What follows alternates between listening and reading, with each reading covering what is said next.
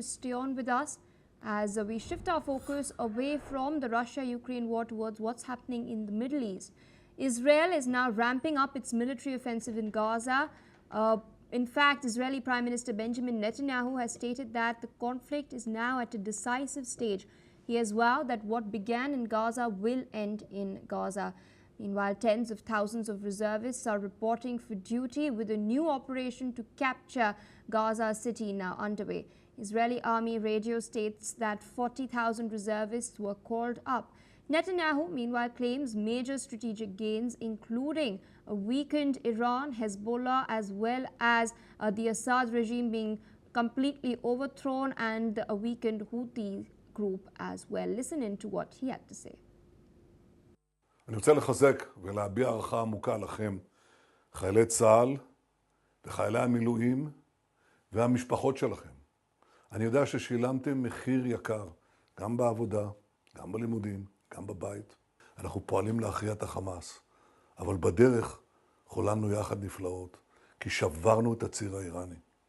גם בעזה, גם בלבנון עם החיזבאללה, גם עם משטר אסד שהתמוטט, גם עם איראן עצמה, שאימה עלינו איומים קיימים, והסרנו אותם יחד, ועכשיו גם מול החות'ים.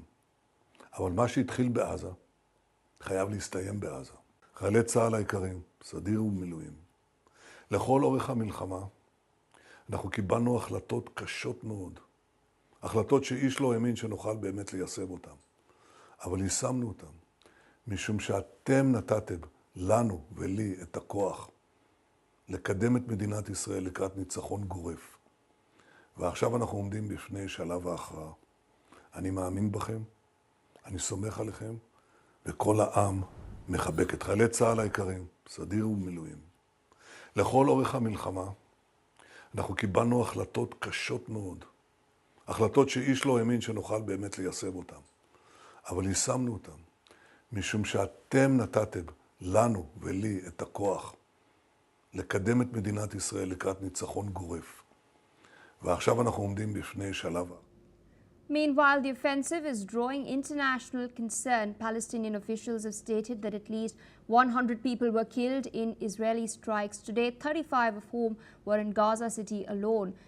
French President Emmanuel Macron has stated that Israel's military actions will not stop the global push to recognize a Palestinian state. In fact, France and Belgium plan to raise the issue at the upcoming UN General Assembly despite resistance and pressure being pushed by the United States of America.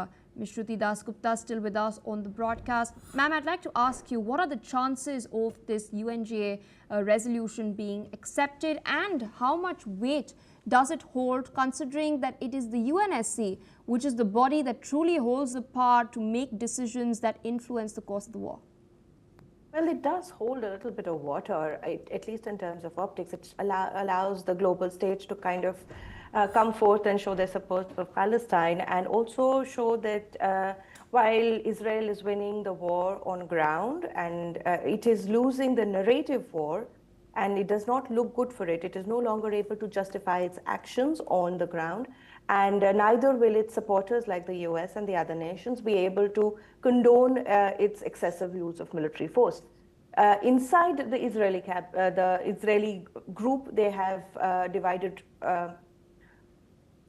views about this. The General Zamir himself has come up and said the IDF wants to take on the peace deal that is being offered up on the table, which the Hamas has agreed to.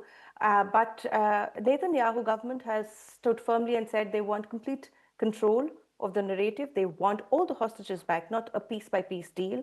They want all the hostages back and a complete demilitarization of Hamas. And they have presented it as the last stage of their existential crisis. If they do this, if they accept the peace deal, then they would be, they would be allowing their aggressors a victory. And that is how Netanyahu wants to look at this particular peace deal that is being brokered, which the IDF says they want to accept, because IDF is not equipped to deal with such a long, prolonged, war machinery. They have retained the extra 20,000 conscripts, their reservist forces.